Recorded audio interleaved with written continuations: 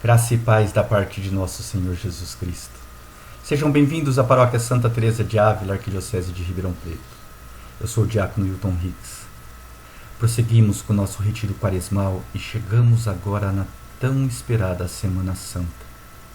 A Semana Maior, aquela semana em que nós vamos caminhar com Cristo até o seu Calvário, até a sua morte de cruz, e depois vamos encontrá-lo no domingo de Páscoa ressuscitado. O objetivo do nosso retiro, de toda essa caminhada desse itinerário quaresmal, foi poder nos prepararmos de uma forma espiritual, de uma forma mais plena para esse encontro com Cristo ressuscitado. E aqui estamos nós, no domingo de Ramos da Paixão do Senhor, onde marca o início da nossa Semana Santa.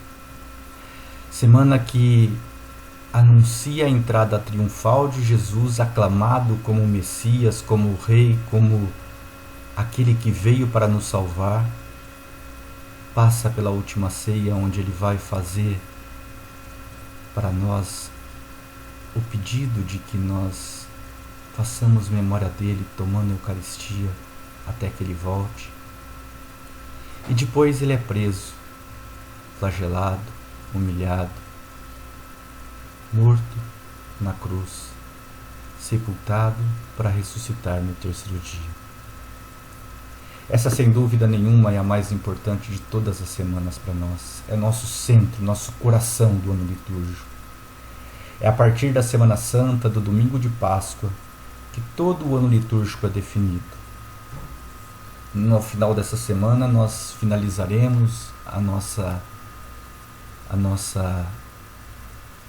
nosso tempo de Quaresma, nossa Semana Santa, para iniciar o tempo pascal.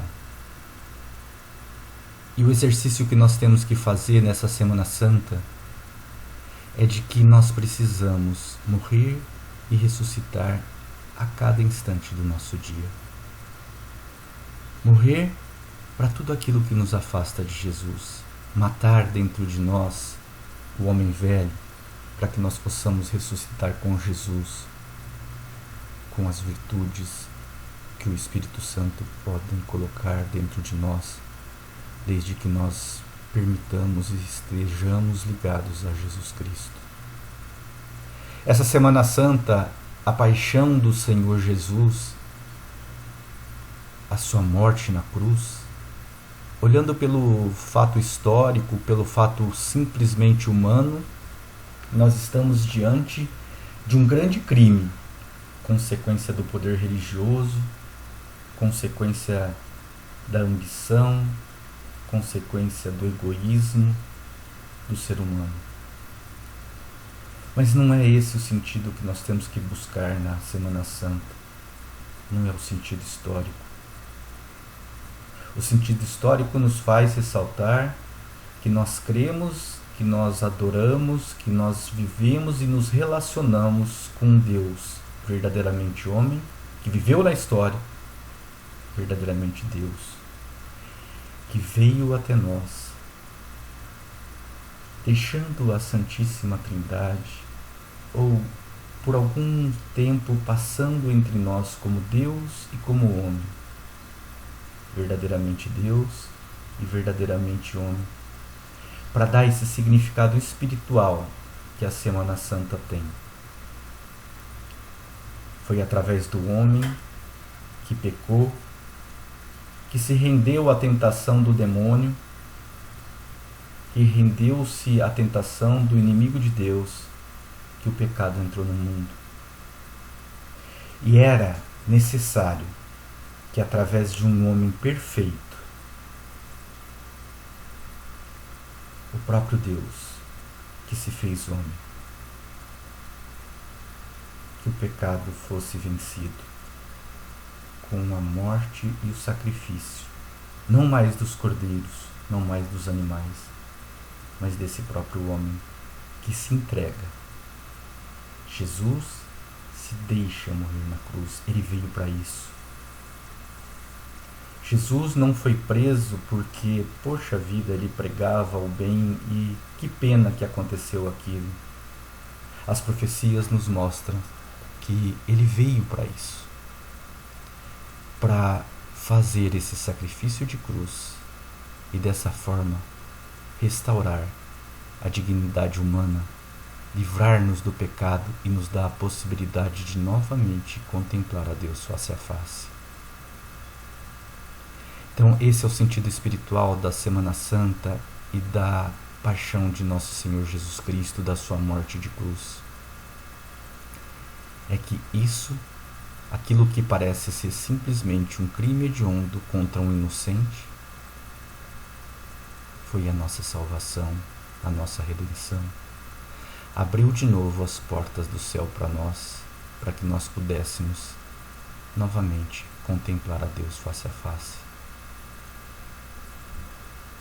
A paixão e morte deve ser vivida todo dia, em que nós devemos crucificar o nosso eu todo-poderoso, o nosso eu que é capaz de tudo, o nosso eu egoísta, mesquinho, dono do nosso nariz, e que nós não somos nada.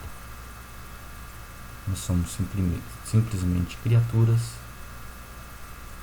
amadas por Deus e colocadas neste mundo para amar, servir a Deus e depois buscarmos a nossa salvação.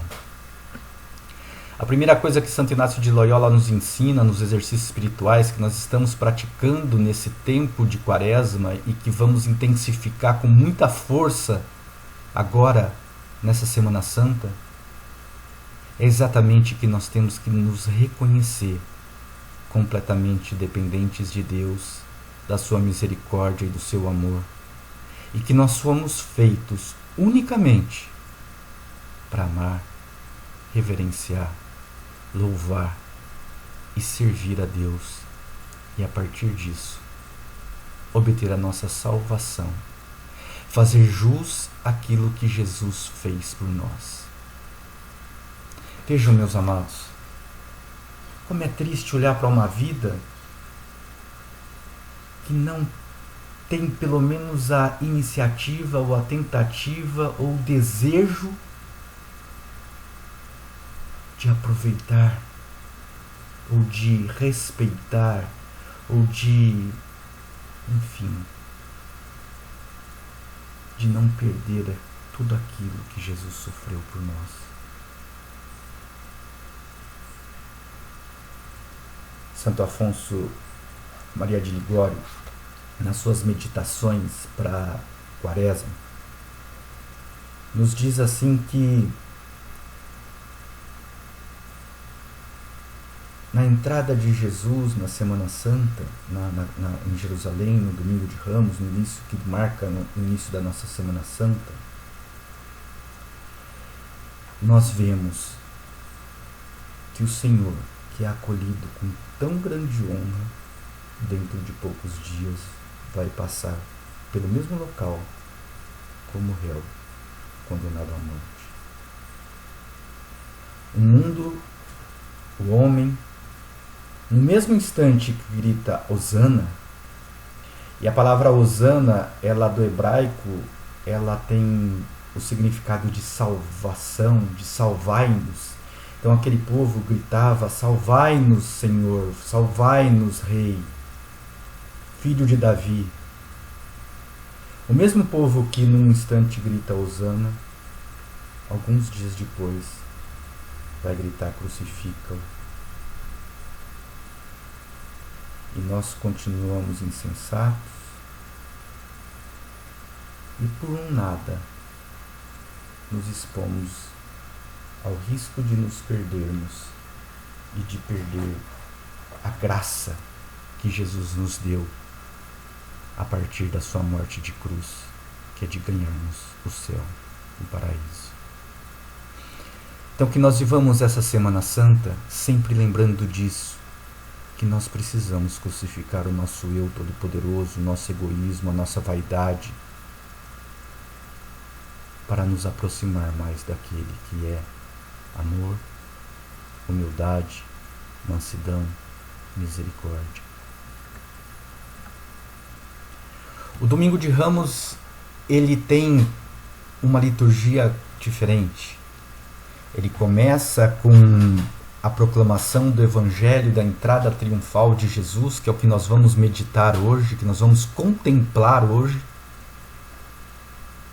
no Evangelho de Lucas, capítulo 19, versículos de 28 a 40. E depois da bênção dos ramos, da entrada em procissão com os ramos, assim como aconteceu com a entrada triunfal de Jesus, nós vamos iniciar a Santa Missa em si. Então, existe um evangelho nos preâmbulos, que é exatamente a preparação para essa liturgia processional, com os ramos gritando hosanas, hosana, hosana, santo é aquele que veio do Senhor. E depois as leituras próprias daquele dia, onde no Evangelho nós proclamamos a paixão de nosso Senhor Jesus Cristo, segundo Lucas. Na proclamação da paixão, o diácono, no nosso caso, na nossa paróquia, ou o sacerdote que vai proclamá-la, vai proclamar a paixão diferente do que sempre é dito, né? Proclamação do Evangelho de Jesus Cristo segundo Lucas.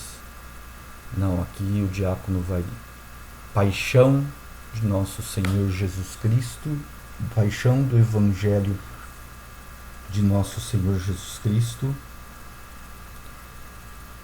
paixão de nosso Senhor Jesus Cristo segundo Lucas.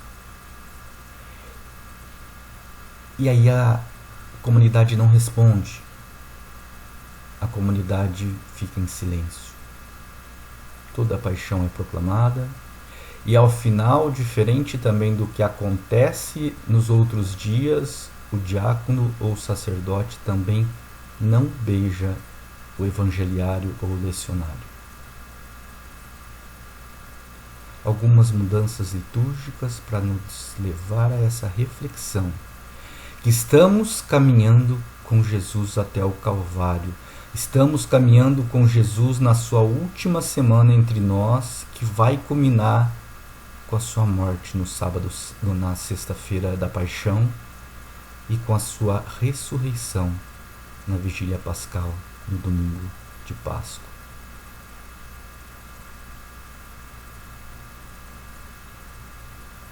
O Evangelho da Paixão do Senhor proclamado no domingo de Ramos está em Lucas, capítulo 22, de 14 a 23, e finalizando o versículo 56. Nesse domingo de Ramos, nós temos dois motivos extremamente fortes para viver. Nós entramos com Jesus em Jerusalém, mas já caminhamos com Ele para consumar o mistério pascal de Cristo na sua morte de cruz. Então, por isso nós proclamamos os dois evangelhos. Nós proclamamos o evangelho que é o evangelho da entrada triunfal de Jesus em Jerusalém, dando início à Semana Santa, mas também já proclamamos a sua paixão. Dessa forma, o Domingo de Ramos recebe o nome de Domingo de Ramos da Paixão do Senhor. E o que nós vamos meditar, contemplar hoje é essa entrada triunfal de Jesus. Essa passagem do Evangelho em que Jesus entra sentado em um jumento, sendo aclamado por todos os habitantes de Jerusalém, ou por boa parte daquelas pessoas que ouviram seus ensinamentos, que tiveram com ele a possibilidade de ser convertidos, é narrado nos 4 evangelhos. Mas é importante nós olharmos um pouquinho para essa cronologia da paixão e percebermos que Jesus, se nós pegarmos o Evangelho de Lucas, Jesus, claramente, no começo do Evangelho, que vai ser proclamado daqui a pouco, Jesus ele caminha vindo de Betânia, de Betfagé. Jesus está saindo de Jericó, onde em Jericó ele encontrou Zaqueu e está subindo para Jerusalém. Esse caminho de Jericó até Jerusalém, ele dura mais ou menos 5 a 6 horas de caminhada, numa caminhada extremamente íngreme. Jesus sai de uma cidade que fica a menos 250 metros em relação ao nível do mar, que é Jericó, que fica abaixo do nível do mar, e sobe para Jerusalém, que ficava mais ou menos a 800 metros do nível do mar. Então Jesus Então Jesus, ele faz essa subida. Ele entende claramente que é o momento dele se entregar para morrer na cruz. Ele entende claramente que ele precisa cumprir com aquilo que o Pai pediu. E quando Jesus entra em Jerusalém, ele faz esse prelúdio de todas as dores e humilhações que ele vai passar. Ele é aclamado Rei, ele é aclamado Messias, para mostrar também que o reino de Deus não é deste mundo. Jesus não conquista de volta o reino de Israel das mãos dos romanos, mas nos oferece o reino de Deus, para que nós possamos voltar a contemplar o próprio Deus face a face, para que nós possamos viver na Jerusalém celeste. Então a entrada de Jesus, vindo de Jericó, passando provavelmente pela casa de Lázaro, passando pela casa de Lázaro, de Maria e de Marta, onde ele tinha feito a ressurreição de Lázaro poucos dias antes, até Betfagé, onde ele vai sentar no burrico, no jumento, para percorrer o caminho que a profecia de Zacarias nos mostra no capítulo 9, mostrando imensa humildade, mas deixando claro para todos o messianismo de Jesus. Hoje minha proposta é que nós façamos a oração da mesma forma, seguindo a metodologia de oração dos exercícios espirituais e seguindo a metodologia da meditação, mas que nós contemplemos essa cena evangélica. Que nós entremos nessa cena evangélica caminhando com Jesus, desde Betfagé até nós chegarmos à entrada de Jerusalém. Que nós possamos caminhar com Jesus e ver a reação das pessoas, o sentimento das pessoas, o que Jesus sentia, o que Jesus falava.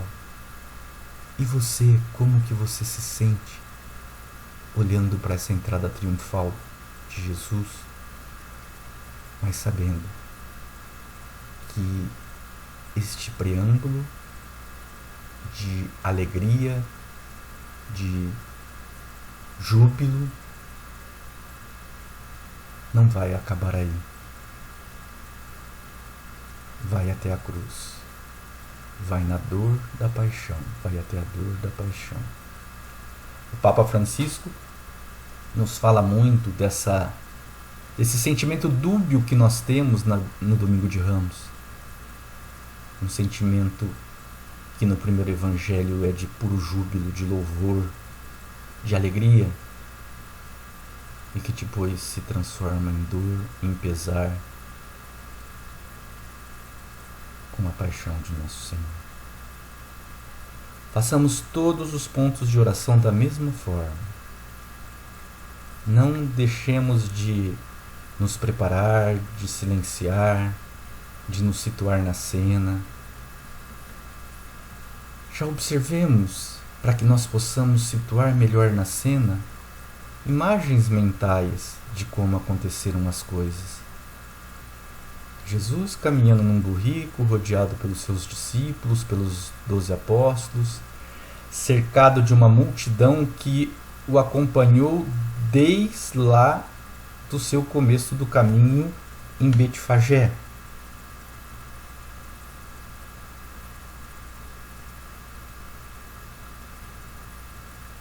e Jesus é aclamado rei. Observem, façam essa preparação da cena evangélica para que vocês possam aproveitar. A graça que nós vamos pedir nesse domingo de Ramos da Paixão do Senhor e durante a Semana Santa é Jesus, que eu esteja contigo no caminho de sua entrega na cruz, para sentir seu amor por mim e aprender a amar e me solidarizar com os que sofrem. A maior demonstração de amor de Deus por nós foi entregar o seu Filho para sofrer tudo aquilo que ele vai sofrer nessa semana e morrer na cruz, para que nós ganhássemos o céu, para que nós ganhássemos a nossa redenção e salvação.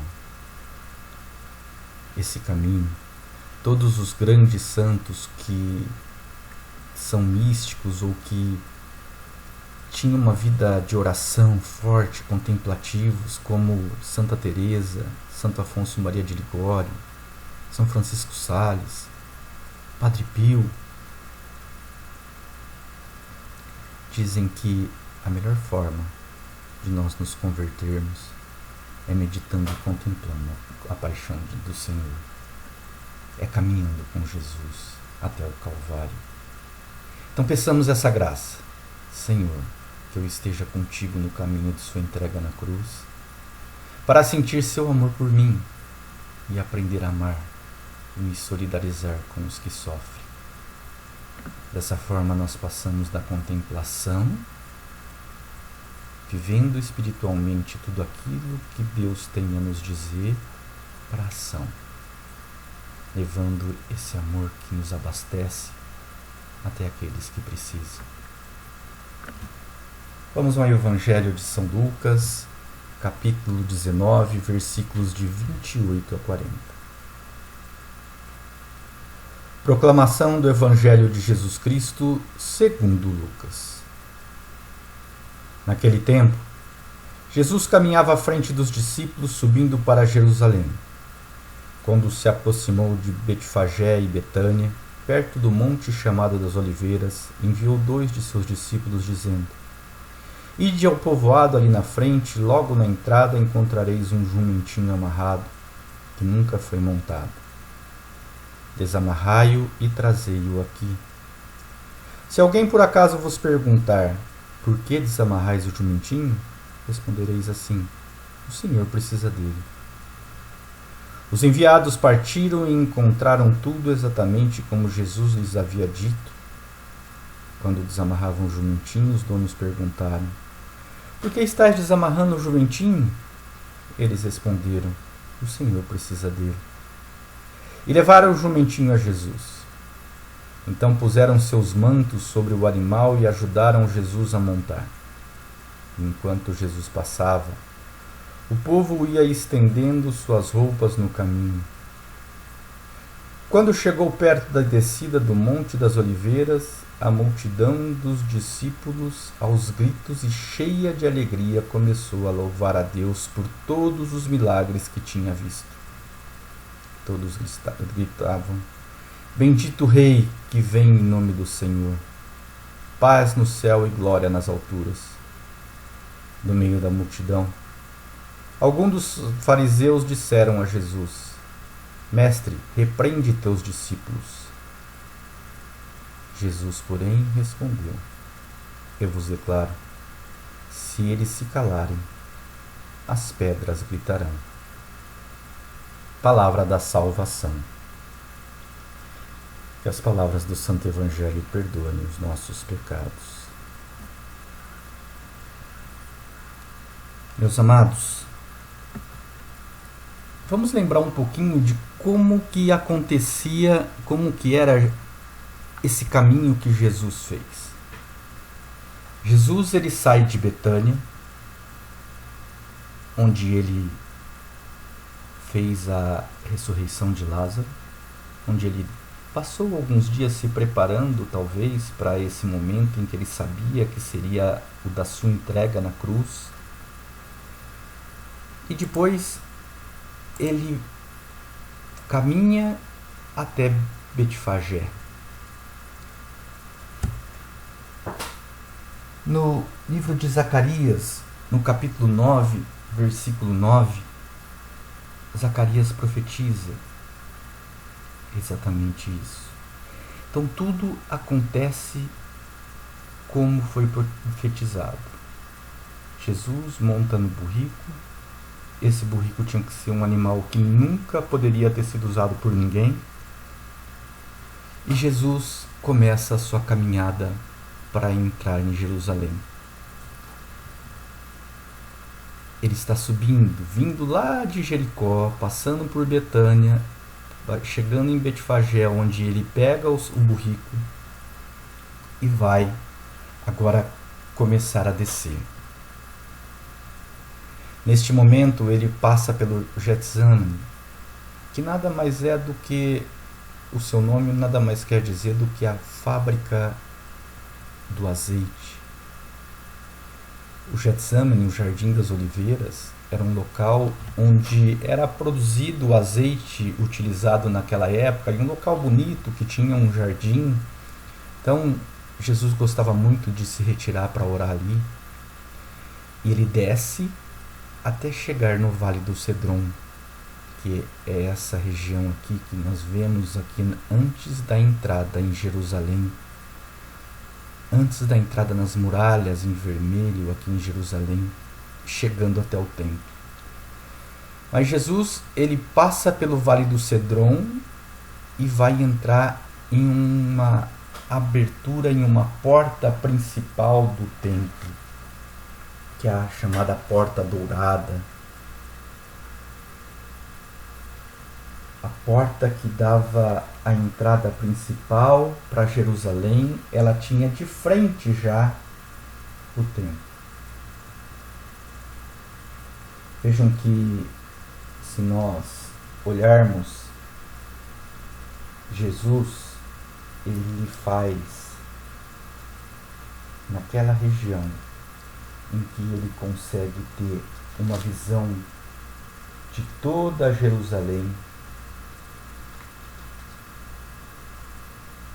Jesus faz a profecia de que ela seria destruída. Jesus mostra que como não aceitaram, como não conseguiram obedecer a sua mensagem de paz, infelizmente Jerusalém seria destruída. Ele faz a profecia daquilo que vai acontecer 70 anos, ou lá nos anos 70, em que os romanos, depois de uma rebelião dos judeus tentando acabar com o domínio romano, destroem tudo. Inclusive destroem até o templo, que está destruído até hoje. Então Jesus vai entrar pela porta de a dourada, que era a que dava acesso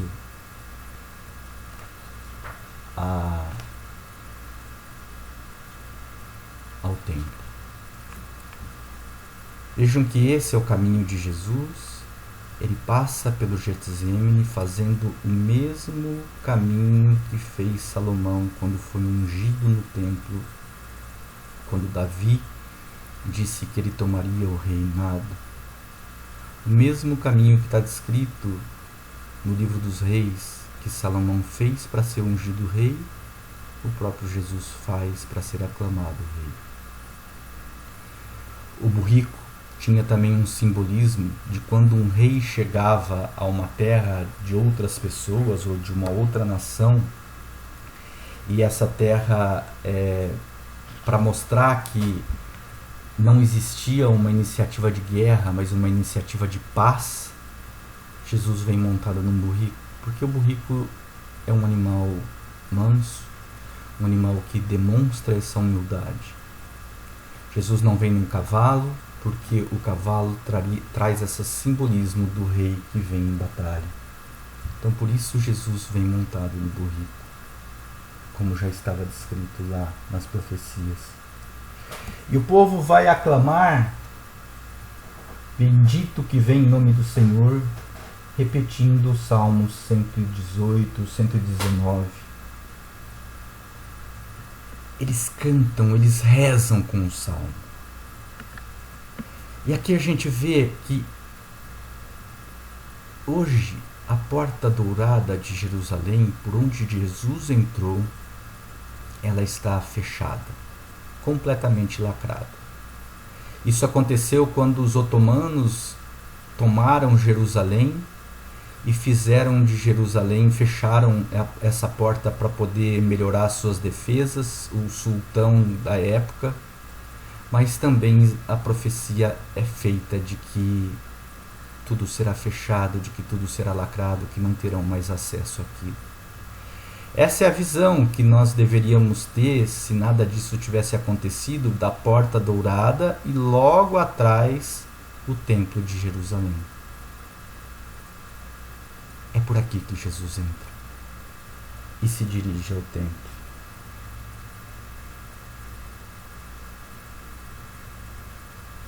Santo Inácio, Santo Afonso de Ligório, em suas meditações do Domingo de Ramos, diz que depois que Jesus entrou em Jerusalém e se fatigou o dia todo na pregação e na cura de enfermos, quando chegou a noite, não houve quem o convidasse a descansar em sua casa.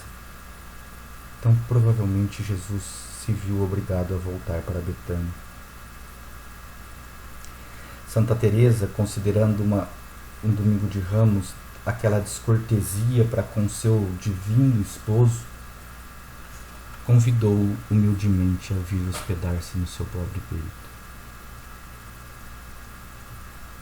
E o Senhor agradou-se tanto daquele convite de Santa Teresa, que ao receber a sagrada hóstia,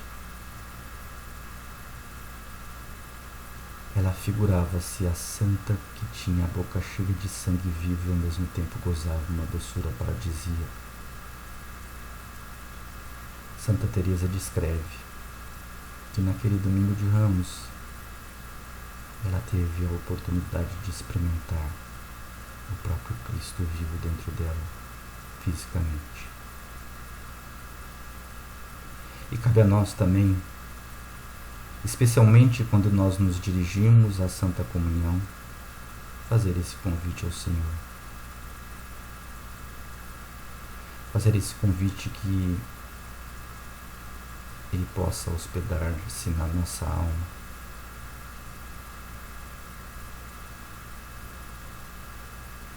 Que Ele possa dar a capacidade que nós o imitemos na humildade e nos conceder essa possibilidade de sermos pacientes para também alcançarmos a graça da ressurreição, como vai acontecer com Ele.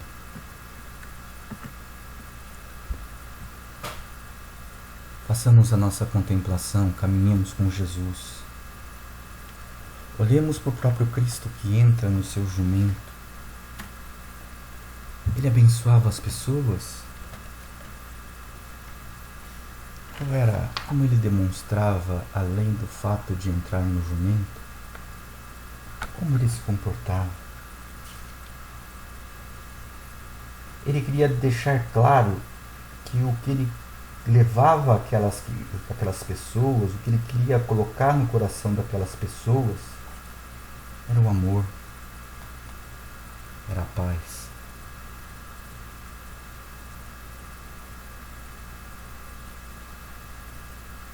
Jesus está entrando e se apresentando a nós. Mas nós precisamos cuidar do nosso coração, da nossa alma, da nossa Jerusalém interior, para que nós possamos acolhê-lo, para que nós possamos transformá-lo num espaço extremamente humilde, para que o Espírito do Senhor possa sempre habitar, transmitindo o amor. Nós precisamos pôr o Sagrado Coração de Jesus no nosso coração, no coração da nossa alma.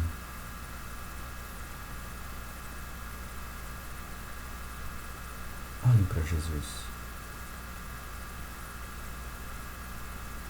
Enxerguem Jesus caminhando no burrico, acompanhe, veja suas reações, deixa que o Espírito Santo te conduza.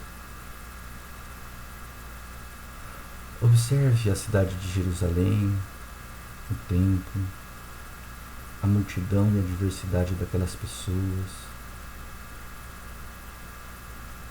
Escute, sinta. Qual que é a sua reação diante dessa entrada de Jesus? Você hoje o aclama? Salvai-nos, hosana, Senhor. Bendito que vem em nome do Senhor, tu és o Rei. Você estende para ele um tapete, um manto? Você balança os seus ramos?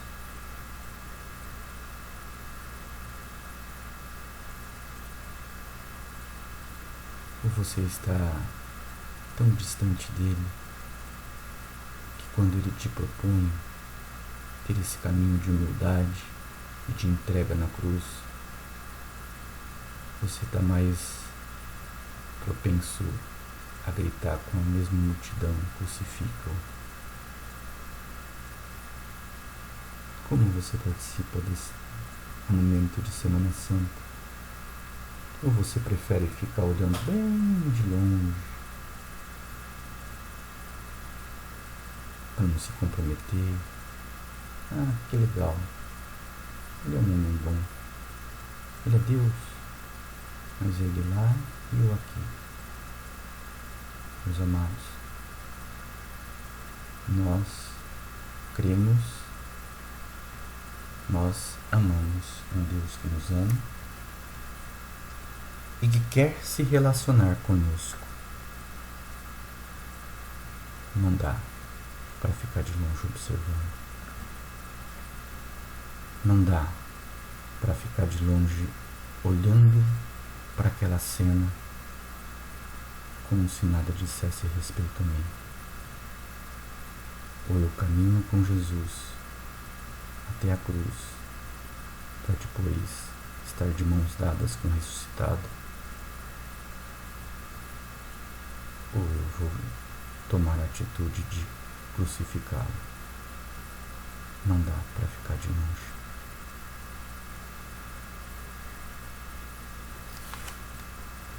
Contemple, gastem o tempo necessário para que vocês possam viver essa cena, esse momento. Veja como Jesus cumprimenta, veja qual é a reação das pessoas, mas essencialmente, olhe para as suas reações. Olhe para tudo aquilo que você sente e que você deseja e que Ele te pede nesse momento. Sempre lembrando que é um momento em que nós nos abrimos a este encontro. Um encontro pessoal com Jesus Cristo. Um encontro onde é aí que Ele marca o nosso coração e nos transforma. Revisem a sua oração. Não percam o espírito de oração durante essa quaresma. E não percam o hábito, talvez criado durante esse tempo quaresmal, de fazer a sua oração de atenção amorosa. Uma boa e frutuosa quaresma. Que você possa colher todas as graças e todos os frutos espirituais que hão de vir nesse tempo de graça, nesse tempo em que o céu se abre para cada um de nós. E desça sobre cada um de vocês a bênção do Deus Todo-Poderoso, que é Pai, Filho e Espírito Santo. Amém.